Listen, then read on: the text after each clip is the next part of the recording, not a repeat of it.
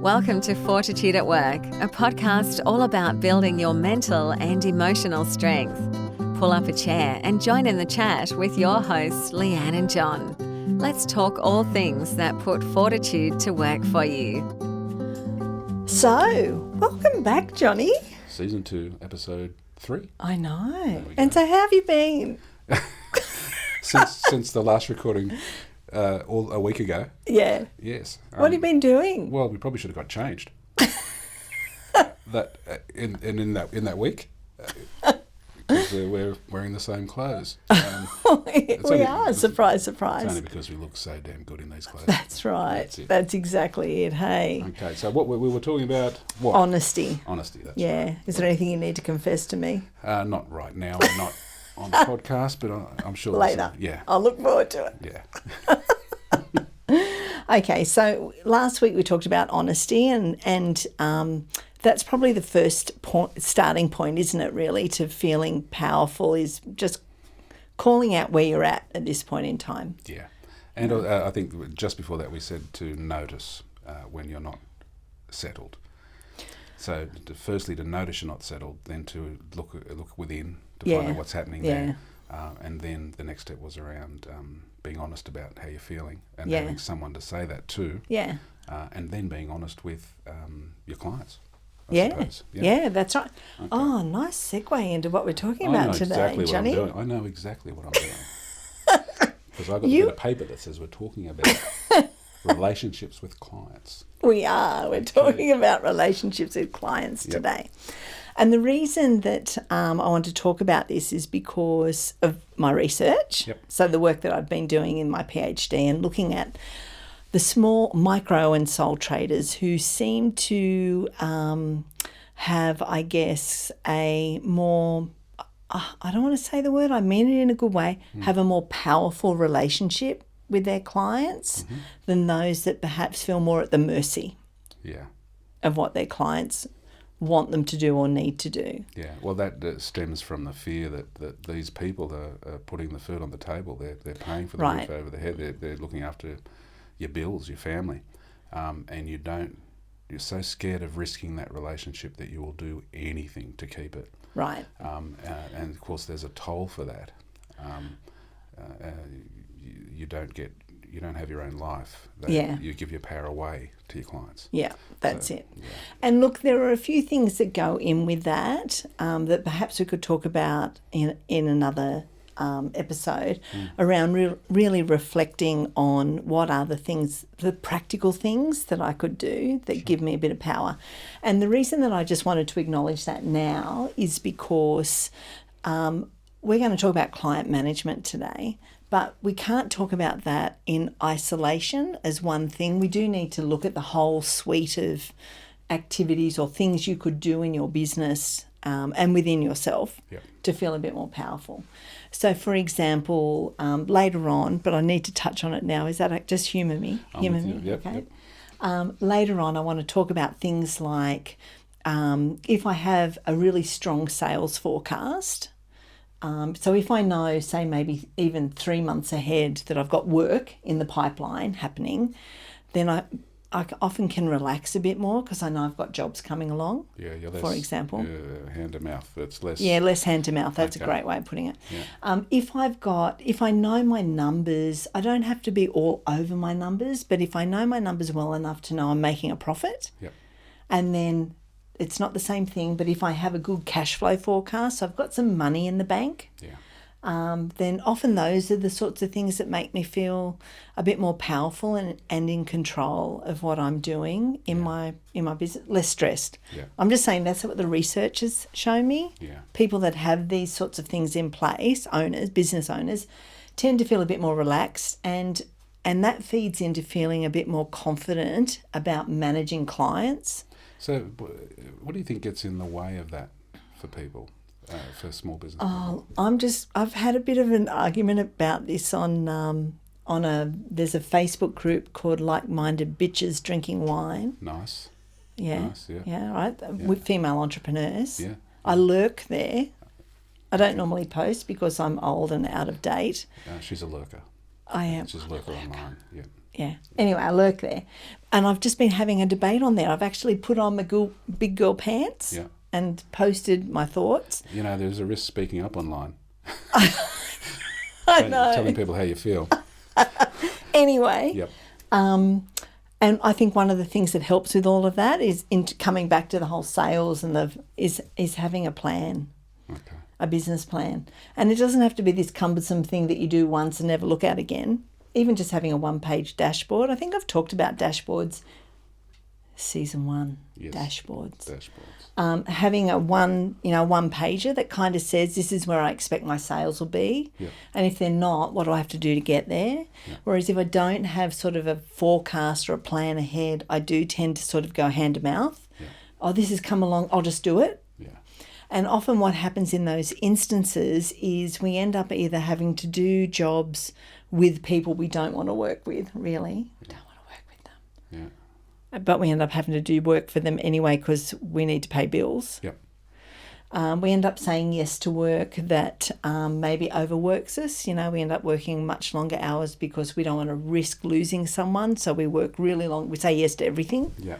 And then we struggle to do anything. At the loss of our own personal time and space. Yeah. So having plans just helps to add that. And I just wanted to throw that in first because we are going to talk about how do I manage a client. Yeah. How do I be honest with a client? How do I do that? But you have to have all your ducks in a row. You do. So just before you move away from that, the struggle that I think, or that I had, was I was very good at a job, and I was very technical in that job. Yep. But I wasn't great at accounting, forecasting, writing stuff down. Yeah. Okay, so when I chose to be in small business, I recognised that I love the creativity of it, and I love doing a really good job at what I did best. Yeah, yeah. But recognised very quickly that there was a part of this small business world where I had to do some other stuff I didn't like, stuff that wasn't me. And when you're in small, you can't go off and pay off a huge accountant. Yeah, no, that's right. And coach to do all of this back end stuff with Yeah, you. You actually good point. So spending even just a couple of hours writing down this stuff that you don't like doing, taking that, what is it, you push yourself? Yeah. And you go, I'm going to write down a forecast of sorts, a business plan. I'm not going to enjoy it, but I recognise it's that's the toll I have to pay for choosing to be in small business, and I will spend that time. And spending that time doing it with someone who can help you, guide you on that, is even better. And Johnny, what if I told you that you could do that and more and more? Okay, there's some for only $25 a month. Okay, and there's kitchen knives and. But wait, there's more. Okay, so there's free tutorials. Okay. There's a community group. There's a place where you can go where everything is automated. Oh, okay. Dream world. Okay, so what am I talking about? The resources are there.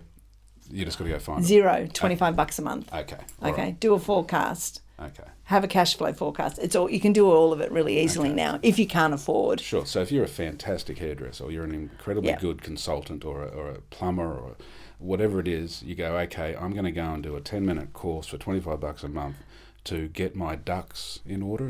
I'm just going to open a Xero account. It costs me $25 a month. Okay. And in there's a whole suite of tutorials on how to do a cash flow forecast and how to set a budget and all that sort of stuff. And then if you do that, that helps. Lowers your stress levels. Yes. Lowers your fear. Yes. Now, I do also need to say that there are people out there who tell me, and look, go and look at me on Like Minded Bitches Drinking Wine and my little post. Yep. There's been people that have refuted and said, hey, I've grown my business and I've never used a business plan. I've never had a plan. And if that's the case and you're not stressed, terrific. Yep. More power to you. Yep. That's great. But if you're someone who's felt a bit stressed, who's felt resentful that you spend your weekends working and yet again you've missed your kid's soccer game because you've had to work, then perhaps a plan is going to help to lower those stress levels. So again, horses for courses. Fail to plan, Plan to Plan to fail. fail, Okay. yeah. All right. Platitudes, leave them at home, John. I know. Leave them Okay. at home. No, I get it. All right. Okay. So that's very cool. So so gaining power or feeling less powerless. Yeah. So have a plan. We're going to talk about client management, but we're just saying Yep. have your ducks in a row. Yep. Got it. It's not in isolation. Okay, so this is another finding that came out of this PhD research is that those small business clients, those small business owners that spoke to me, they're not small business, by the way, they're micro business or sole traders. Yep. So they're less than 5 employees or they work on their own. Mm-hmm. Those that actually have a transparent client management system felt more comfortable saying no to a client or managing the client through a work process than those that don't share some sort of transparent client management system. What's that look like? Well, I think it varies depending on the industry that you're in. So, for example, web designers, web developers, often have some sort of software like Basecamp or something like that, where both the web developer and the client can log in to a central... communicate with each other. Okay. So if the web developer is saying, look, I need all your images to put on the website, you put it all there. On the software program, there's actually a planning schedule, so you can see milestones date by date. And the client can say, I'd like this improvement on my website. And your developer will see that, and he can say, yes, that will cost this amount of money and take this amount of time. Right. And it should be done by this date. Right. Yeah, okay. Or I think the other thing that works really beautifully with it is you can actually say to the client, if you've got all your other ducks in a row, you can actually say to the client, look, as per our agreement that you and I have gone through and you've signed off on, what you're asking for falls outside the scope of that agreement. Mm. And so, yes, I can accommodate that for you, but I need you to understand this is the effect or the consequences that change is going to have on the deliverables for you. Yep. But if we're not honest about what the agreement looks like and what that looks like, it can become stressful. And I found that those that don't have that very transparent client process that the client sees, if you don't have that, then you're constantly either sort of going back and forth with the client saying, oh, okay, I can do that, and then working until midnight to try and get it done, or not getting it done and then getting upset because you're upsetting clients. Okay, so that's about honesty again, and it's also about being articulate in the way you express it, and once again from me, learning how to say that well, to talk from I statements. Where would you get that sort of help? Yeah, great. Well, this is something we're going to talk further on as our second season unfolds. We're going to talk about the benefit of networking and having a mentor and connecting with others. So that's kind of very helpful in others. There are probably going to be others around you that do that particularly well. Okay. Another place where you might start, and this is what I've done for my keynote speaking, Leanne Faulkner, fortitudeatwork.com.au. Yeah. What I've done for my keynote speaking is I've done a template in Canva, which is a quote template. So what I've done is when I send a quote off to a client who's asked me would I speak at an event, in that quote I've actually said on this date I'll do a half-hour consultation with you by this to determine what you want.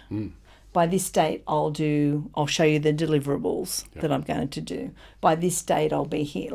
So I've actually got a template in Canva that outlines each of the key steps that I've promised to deliver on. Okay, so if you firstly agree that having this open and honest conversation will help both your mental health but also your business, then you go, and then if you have trouble articulating that, there's a whole bunch of resources and templates that you can use to talk from your heart around the limitations of what it is you're going to be doing in this contract. Yes. And it's so clear that whenever it goes outside the contract, that'll be just as clear Yes. And if that ever happens, then you can speak to that. Yes. Okay. That's exactly it. And I think that's a key too, Johnny, Yeah.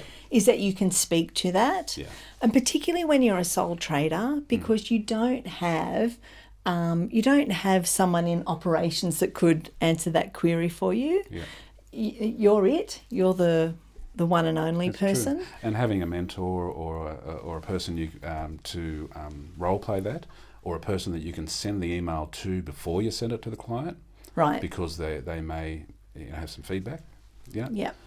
Yeah. And the other thing I found too with the micro business owners who use this kind of method Yeah. and find that it makes dealing with customers less stressful for them, they said to me that it actually puts a bit of a distance between their relationship with the client as a personal one-on-one thing and business. Yeah. So what they're able to do then is if the client comes in and asks either they want to move a deadline forward and you can't do it because you're only one person and you're working with other people as well, then you're able to actually say, well, as per our agreement, it's not me saying no to you. Yeah.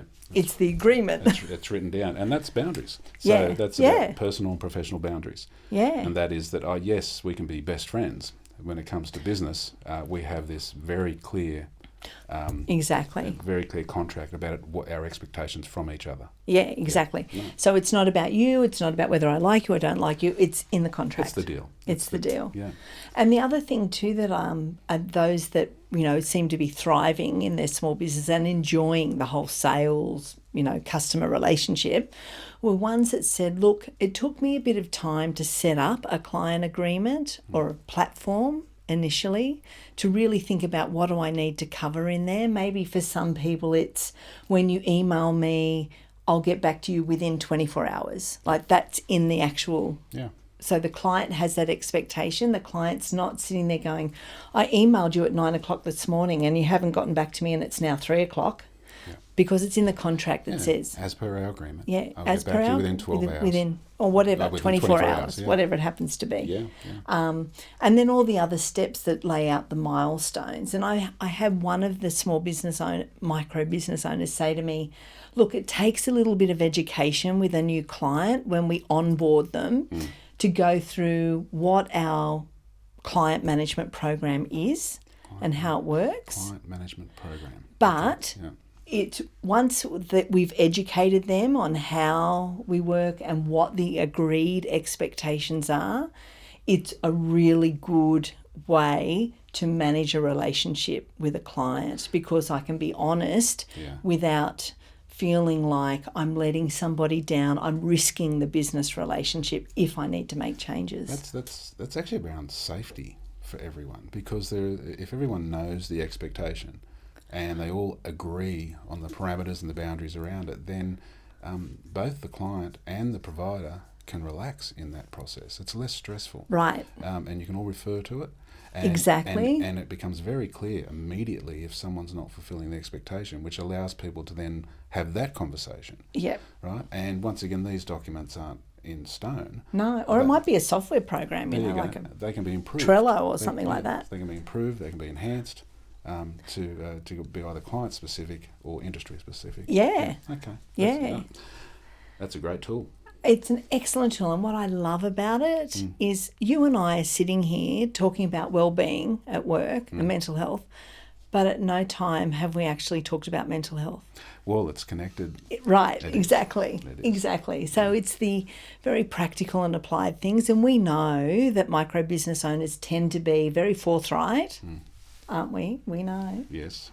And very applied. So if it doesn't affect my bottom line, if it's not going to make a difference to me, then maybe I won't adopt it.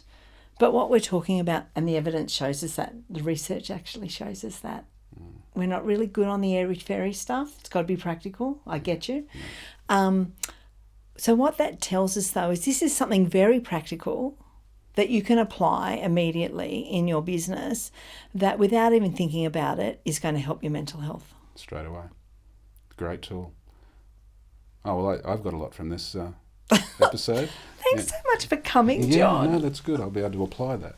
Good. I'm going to send you my invoice Yeah, I know. with the details of me being a sole trader, okay? That's right. I'll pay that within 90 days, as per our agreement. Thanks, everybody. Yep. Have a great day. Bye. Thanks for your time today. Hope you got some great takeaways from our chats. If you'd like to know more about John and his counselling, go to johndiamond.com.au.